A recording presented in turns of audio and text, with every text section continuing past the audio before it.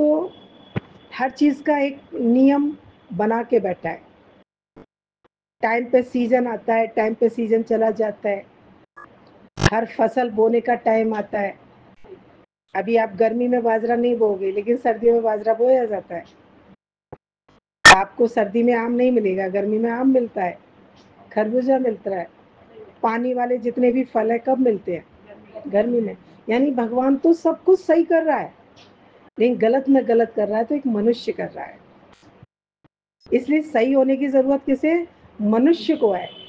लेकिन हम अपनी अज्ञानता में इतने गहरे हैं कि हम भगवान को सही करने की कोशिश करते रहते हैं। भगवान ने टाइम से ये नहीं किया, टाइम से पहले पति ले लिया, टाइम से पहले बच्चा ले लिया। भगवान क्यों लेगा? भगवान को क्या पड़ी है? जब वो सब कुछ दे सकता है तो वो लेगा क्यों तुमसे?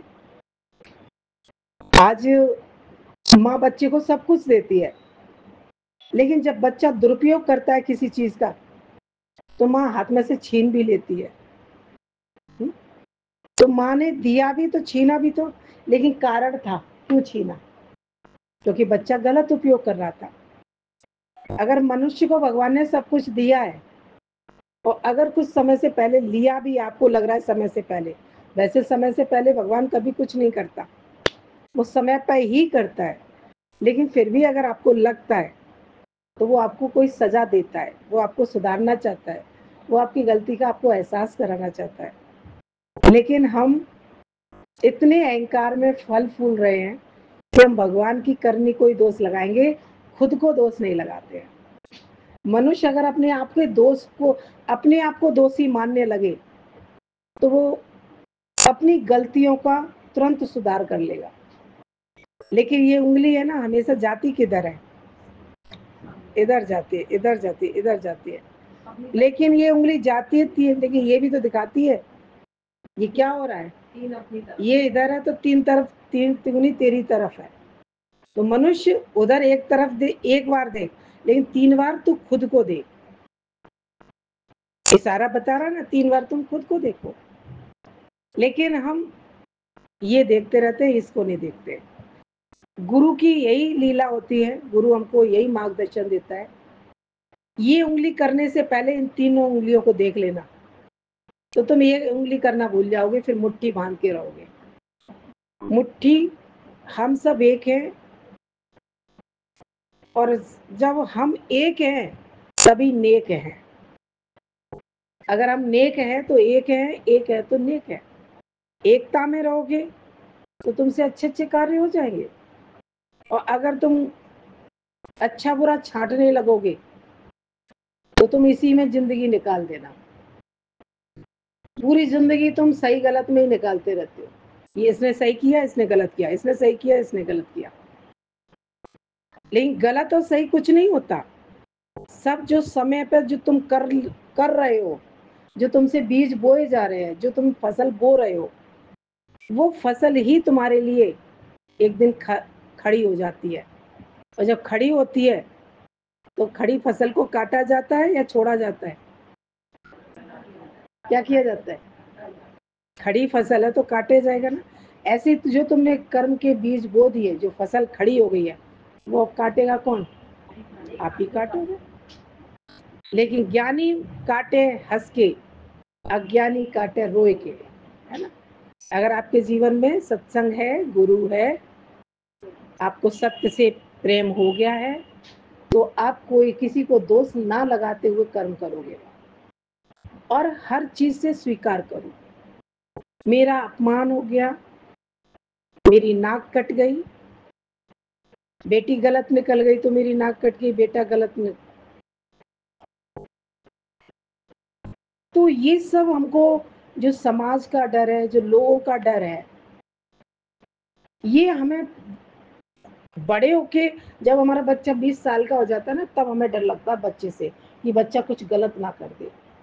लेकिन अब बड़ा होके तुम उसे डर, वो नहीं डरेगा तुमसे, तुमको डर लगेगा समाज का। तो तुमसे गलती क्या होगी कि तुमको डरना था बच्चा जब छोटा था, तभी तुम्हें हर चीज का डर करना था कि बच्चे को अगर मैंने संस्कार नहीं दिए तो ये बच्चा मेरा शैतान भी बन सकता है। प्रेम मर्यादा में रह के करो, प्रेम का दुष्परिणाम नहीं निकले। आज हम बच्चों को मनचाहा देते हैं, मनचाहा खिलाते हैं, मनचाहा पहनाते हैं, तो आप उनकी मन की पूर्ति कर रहे हो, लेकिन बच्चे जिद्दी होते जा रहे हैं। आप तो उनको खुश करने की कोशिश कर रहे हो, लेकिन आप दुखी होते चले जाते हो। आप बच्चे की पूर्ति क्यों करते हो? ये खुश रहे, लेकिन खुश करते करते तुम दुखी हो जाते हो, क्योंकि बच्चे फिर तुमसे समझौता नहीं करते। वो समझौता नहीं करते, वो तुम्हारी कंडीशन को नहीं समझते। लेकिन ये जिद पूरी किसने की? आप ही ने की। तो थोड़ा सा प्रेम करो, लेकिन बच्चों की आगे झुकोगे ज्यादा तो बच्चे नहीं झुकेंगे, फिर तुम ही झुकते रहना जिंदगी भर। इसलिए बच्चों के आगे माँ बाप को ज्यादा नहीं झुकना चाहिए। हम देखते हैं 2 साल का बच्चा माँ बाप को झुका लेता है, माँ बाप झुक जाते हैं आराम से। अरे रोना नहीं, रोना नहीं, रोना नहीं, ले ले ले ले ले ले, ले कर देते हैं। आप झुक गए ना, उस वो वहीं से समझ गया कि माँ बाप मेरे आगे झुकना शुरू हो गए। अब तो मैं इनसे कभी भी झुका सकता हूँ, कभी भी इनको फेल कर सकता हूँ। और वहीं माँ बाप ने कह दिया, वहीं थोड़ा स्ट्रिक्ट बन जाए, रो रहा है तो रो लेने दो, लेकिन उसकी जिद पूरी नहीं करो। तो बच्चा क्या समझ जाएगा कि मेरे रोने का कोई फायदा नहीं है, तो वो फिर ज्यादा रो के तुमसे ड्रामा नहीं करेगा। तो यही समझ है जिंदगी की। आप भी भगवान के बच्चे हो, आप रोते रहते हो, भगवान पे कोई फर्क नहीं पड़ता। क्योंकि तुम रोते क्यों? क्योंकि तुम गलती करने के बाद जब तुमको परिणाम मिलता है ना, तब रोते हो। तो भगवान ने कहा जब गलती की थी तब तो तूने नहीं ध्यान रखा, अब जब गलती का फल मिल रहा है तो तुम रो रहे हो, तो भगवान क्या करे इसमें? इसीलिए तुम्हें समय से गुरु बचाता है। आज जीवन में सत्संग होता है। आज गुरु आपको डेली डेली अभ्यास क्या कराता है? आपको भगवान से जोड़ता है, आपको प्रेम करना सिखाता है, आपको भगवान की प्राप्ति करने का तरीका बताता है कि भगवान को कैसे प्राप्त करोगे। तुम सत्संग में आते हो, अपने जीवन को भगवान को अर्पण कर दो। प्रभु मैं तेरा, तू मेरा। ये जब भक्ति तुम्हारी शुरुआत होती है ना, तब भगवान से तुम्हारा प्रेम शुरू हो जाता है। आप भगवान को मिठाई चढ़ाते हो, फल फूल चढ़ाते हो, भगवान प्रेम नहीं वो स्वीकार नहीं करता। भगवान को स्वीकार क्या होता है? जब आप सत्संग करते हो, जब आप प्रेम सबको सम्मान करते हो, आप घर परिवार में सबको माफी देते हो, आपके साथ किसी ने गलत किया, आपने माफ कर दिया, आप बदला नहीं लेते हो, आप माफ कर देते हो। आप फालतू समय बर्बाद नहीं करते हो, आप उस समय को भगवान के नाम से जोड़ देते हो, सत्संग में लगाते हो। आज हर व्यक्ति अपने टाइम को कहाँ लगा रहा है? कितने लोग हैं सत्संग में आने के लिए? हर व्यक्ति अपने टाइम को, सत्संग की वैल्यू कितने लोग करते हैं? बहुत कम लोग वैल्यू करते हैं सत्संग की। शाम होते ही मंदिर चले जाएंगे, सुबह होते ही मंदिर चले जाएंगे। लेकिन मंदिर जाने वालों, बता क्या तुमने जीवन बदला है? कब से मंदिर जा रहे हो, लेकिन तुमने किसी से प्रेम किया? तुम किसी को क्षमा कर सकते हो? तुम निंदा करने वालों से प्रेम कर सकते हो? तो जब मंदिर जाने वालों बताओ कि तुमने जीवन बदला है? बोले जीवन नहीं बदलता, हम जीवन भर मंदिर के चक्कर लगाते रहते हैं। क्योंकि जब हमसे कोई झगड़ता है तो हम झगड़ लेते हैं, जब कोई हमसे लड़ता है तो हम लड़ लेते हैं। हमसे जैसे कोई करेगा हम वैसे ही तो करेंगे। तो आप बदला लेते हो लोगों से, लेकिन ज्ञान सुनने के बाद आप बदला नहीं लोगे, आप साइड होके निकल जाओगे। आप, क्योंकि पता है हमें टकराना नहीं है, टकराएंगे तो समय अपना व्यर्थ चला जाएगा। तो सत्संग हमारे जीवन की कीमत कराता है। विषय विकार खराब नहीं है, अहंकार खराब नहीं है, लेकिन अहंकार अति का खराब है। अति का जब तुम अहंकार करते हो ना, तो तुम्हारे ज्ञान नहीं होता तो अहंकार बढ़ता चला जाता, बढ़ता चला जाता है। और जब ज्ञान होता है तो ब्रेक लगाना आ जाता है। लगता है कि नहीं, मैं अहंकार क्यों कर रहा हूँ, ये गलत कर रहा हूँ, मुझे ऐसा नहीं करना चाहिए, मेरा है ही क्या, मैं लाया क्या था, मैं क्या ले जाऊंगा, जो कुछ लिया यहीं से लिया, जो कुछ दिया यहीं पे दिया। तो क्यों ना मैं प्रेम करके इस संसार में प्रेम की कमाई करूं। आपके हाथ में प्रेम कमाना चाहते हो या द्वेष कमाना चाहते हो। जब प्रेम नहीं करोगे तो द्वेष अपने आप हो जाएगा। अगर सफाई नहीं करोगे कमरे की तो गंदगी तो अपने आप बढ़ जाएगी ना। गंदगी बढ़ाने के लिए कुछ करना है, झाड़ू लगाना बंद कर दो, अपने आप गंदगी बढ़ जाएगी। लेकिन सफाई करने के लिए क्या क्या करना पड़ेगा, सफाई करने के लिए क्या क्या करना पड़ेगा, मेहनत करनी पड़ेगी, नहीं करनी। लेकिन गंदगी बढ़ाने के लिए मेहनत नहीं करनी पड़ेगी। गंदगी के लिए क्या करना पड़ा, बाहर से लाके तिनके डालते हो क्या यहाँ पर, अपने आप ही हो जाता है। अपने आप, जहाँ मनुष्य का आना जाना नहीं होता वहाँ जीव जंतु अपना घर बना के गंदगी करते रहते हैं, है ना। आप 4 दिन घर बंद करके चले आना, कहीं गिलहरी घर बना लेगी, कहीं चिड़िया घर बना लेगी, कहीं कबूतर घर बना लेगा।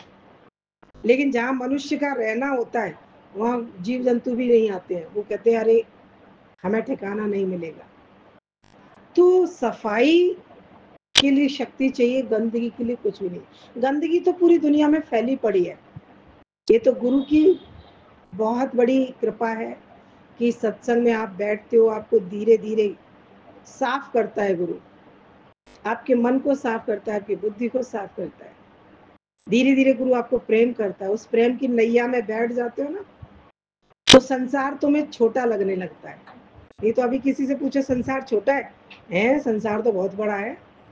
संसार तो, संसार इतनी जल्दी भूलता नहीं है। लेकिन जब गुरु से जुड़ जाते हैं तो लगता है संसार तो सपना है, ये क्या दिखता है, ये सब सपना दिखता है। किसी में मन जाता है अरे क्यों अटक रहे हैं, बेटा अच्छा है भगवान का है, पति अच्छा है भगवान का है, बहू अच्छी है भगवान की है। याद रहता है कि ये भगवान की है, मेरी नहीं है। और यहाँ सत्संग नहीं होगा तो क्या कहोगे, ये भी मेरा, ये भी मेरा, ये भी मेरा। और फिर जब उसमें से कुछ घटेगा ना तो यहाँ तकलीफ होगी।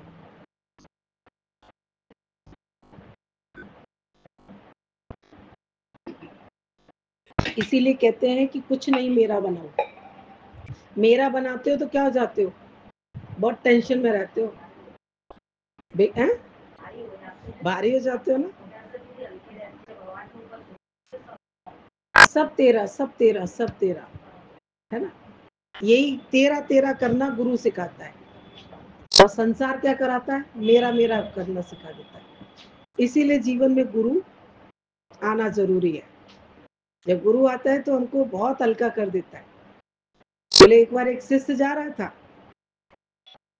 तो गुरु ने शिष्य जाते जाते बोला गुरु से कि गुरु जी मैं आश्रम से जाता हूँ और लौट के आता हूँ। तो गुरु ने बोला कि अच्छा तुम जा रहे हो, तो बोले हाँ मैं जा रहा हूँ। तो पीछे से क्या था कि जैसे ही वो आश्रम से बाहर निकला तो उसके सर पे पोटरी आ गई। शिष्यों ने कहा देखो गुरुजी चोरी करके ले जा रहा है, ये सर पे, ये आश्रम से पोटरी चुरा के ले जा रहा है। गुरुजी तो सब जानते थे कि ये पोटरी नहीं है, इसकी प्रारब्ध की गठरी है ना। और शिष्य भ्रमित हो रहे थे कि गुरुजी इसे रोको रोको, ये क्या बांध के ले जा रहा है। अब गुरुजी ने बोला कि तुम ही बुला के लाओ। जैसे ही बुलाया अंदर आया पोटरी झोपड़ी के, फिर वो उसकी पोटरी गायब हो गई। जैसे ही बाहर फिर निकला फिर पोटरी आ गई। अब गुरुजी तो सत्य जानते थे, लेकिन शिष्यों ने, तब गुरुजी ने बोला कि जो जहाँ रहता है, जो कोई कहीं पे भी किसी के पास जाता है आता है तो वो अपने प्रारब्ध की पोटरी संग लेके आता है, संग लेके जाता है। ये सबकी प्रारब्ध की पोटरी सबके भगवान ने सर पे रखी है। लेकिन जहां हम रहते हैं, किसी की प्रारब्ध की पोटरी बहुत सुंदर है, किसी की बहुत कम है। लेकिन सबकी प्रारब्ध की पोटली एक जगह होती है ना, तो हमें पता नहीं होता कि हम किसकी पोटली से खा रहे हैं, हम किसके प्रारब्ध का खा रहे हैं, है ना? आपके प्रेम से जब एकजुट हो जाते हैं ना, तो कम ज़्यादा करने का मन नहीं करता, लगता है कि सब ठीक है, अच्छा है। लेकिन जब सब अलग-अलग हो जाते हैं, तब लगता है कि अब ये घट गया कि वो घट गया, है ना? तब गुरु ने बोला कि बेटा, ऐसी पोटली ही मनुष्य को भगवान ने सबको सौंप के भेजा है संसार में। कोई कंगाल नहीं आया। ये अभिमान मत करना कि हम किसी को पालते हैं, हम किसी को खिलाते हैं, हम इसके मालिक हैं। कोई मालिक नहीं है। भगवान ने सबको अपना अपना मालिक बना के भेजा है ना? सबकी पोटली सर पे रख दी है, तू जहाँ जाएगा वहीं अपनी प्रारब्ध का खाएगा। इसलिए हे मनुष्य, तू किसी का अहंकार मत कर। हुँ? आप कहते हो मैंने भंडारा कराया, मैंने पूजा पाठ करी, है ना? मेरे घर में फलाना इतने दिन रह गया। वो रह के गया है, तेरे घर में नहीं, वो अपनी प्रारब्ध खा के गया है।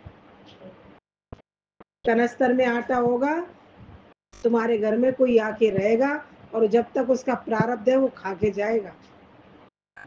तो ये अभिमान मत करना, किसी को खिलाने का, किसी को पिलाने का, किसी को कुछ देने का। तुम्हारे से कुछ तुमने किसी से लिया है, तो वो तुमसे लेके जरूर जाएगा, चाहे किसी भी रूप में भेष बना के आ जाए वो। तो भेष बना के लेके जाएगा, तुम सीधे नहीं दोगे। अभी चोर आ जाए और तुमसे भिक्षा मांगे, भिक्षा दे दो माई, भिक्षा दे दो, तो चोर क्या करता है? तुमको कुछ सुंघा के तुम्हारी चोरी करके ले जाता है। अब तुम अपने आप तो नहीं अलमारी से कुछ निकाल के देते कि ले भैया तू ये पैसा ले जा, ये सोना ले जा। लेकिन उसकी अलमारी में तुम्हारी प्रारब्ध छिपी पड़ी थी, तो उसने तुमको कुछ किया और उसने भी प्रारब्ध ले ली। लेकिन ये बात सुनने में आसान लग रही है, लेकिन अगर ये घटित होगी ना, तो तुम बर्दाश्त नहीं कर पाओगे। कहोगे मेरी चोरी हो गई, मेरा खो गया, मैं इतना नुकसान हो गया। इस सृष्टि में सबका हिसाब किताब भगवान करता रहता है। कभी किसी का उठा के किसी को दे देगा, कभी किसी का उठा के किसी को दे देगा। हिसाब किताब चलता रहता है। तुम्हारे पास कुछ ज्यादा है तो बांट दो समय से पहले, अपने हिस्से का रख लो, बाकी बांट दो। नहीं बांटोगे तो परमात्मा तुम्हें कोई छीनने वाला आ जाएगा आपसे, क्योंकि कोई छीन के ले जाएगा। बच्चे के हाथ में तुम पूरी टॉफी का पैकेट दे देते हो, तो बच्चे की जरूरत कितनी है? एक दो टॉफी, चार टॉफी, लेकिन बच्चा उस टॉफी को बांट ही नहीं रहा, थैले को चिपका चिपका के डोल रहा है। तो बड़े लोग क्या करेंगे?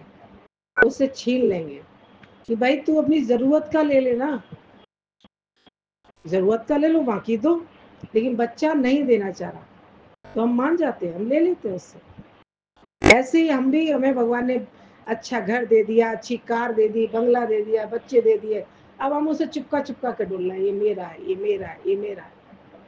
पैसा दे दिया, दौलत दे दी, धन पदार्थ दे दिए, सोना चांदी दे दिया, अब हम उसे तुपका तुपका के डोल रहे, छिपा के डोलते रहते हैं। व्यवस्था करो, बाकी अच्छे कार्यों में लगाओ। नहीं लगाओगे तो डॉक्टर छीन लेंगे तुमसे, वकील छीन लेंगे, पुलिस ले जाएगी तुमसे। समझदारी गुरु पहले से, गुरु की बात मानते हो तो तुम थोड़ा थोड़ा धन बांटते रहते हो, धन से कार्य करते रहते हो, तन से सेवा करते रहते हो, मन से दुआएं देते रहते हो, तो तुम्हारा शुद्धिकरण डेली डेली गुरु कराता रहता है। आप डेली सत्संग जाते हो, आपका जब घर से निकलते हो तो 10 20 50 रुपए खर्च हो ही जाते हैं ना।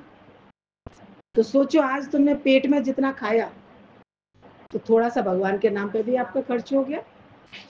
पेट में तुम दिन भर खा रहे हो, लेकिन सत्संग के लिए आप बिल्कुल खर्च नहीं करते हो। तो भगवान सोच देख रहा है ना कि ये अपने जीवन पे तो कितना खर्च कर रहे हैं, लेकिन सत्संग के नाम पे भगवान के कार्य में ये बिल्कुल नहीं। तो भगवान आपको डॉक्टर के हवाले कर देगा, जाओ डॉक्टर को देके आओ, खूब रसीद कटवा के आओ। लेकिन वहां नहीं लोग करोगे, वहां तो दे दोगे, डॉक्टर कहेगा रखो 2000, लो भैया डॉक्टर साहब, प्रसाद रखते जाते हो। अभी गुरु कह देगा जाके 500 रुपए के फल किसी को खिला के आओ, 500 रुपए के फल खिला के आओ, नहीं खिलाओगे? है दीदी 500 रुपए के हम ही ना खा रहे तो हम कैसे खिला दें? लेकिन डॉक्टर को आराम से दे आओगे 2000, 4000, 10,000। बीमार पड़ेगी तो देने पड़ेंगे। क्यों देने पड़ेंगे? इसीलिए तो गुरु बचाना चाह रहा है आपको। आप अपने तन से सेवा करते रहो, सत्संग जाते रहो, अच्छे कार्य करते रहो, गुरु से जुड़ के चलो, सत्संग से जुड़ के चलो, गुरु की बात को आगे रख के चलो।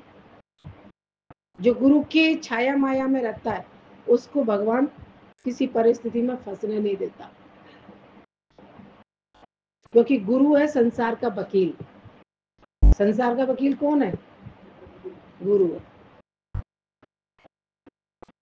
भगवान ने अपना वकील बना के भेजा है गुरु को, जाओ सबके न्याय निर्वाह आप निपटाओ।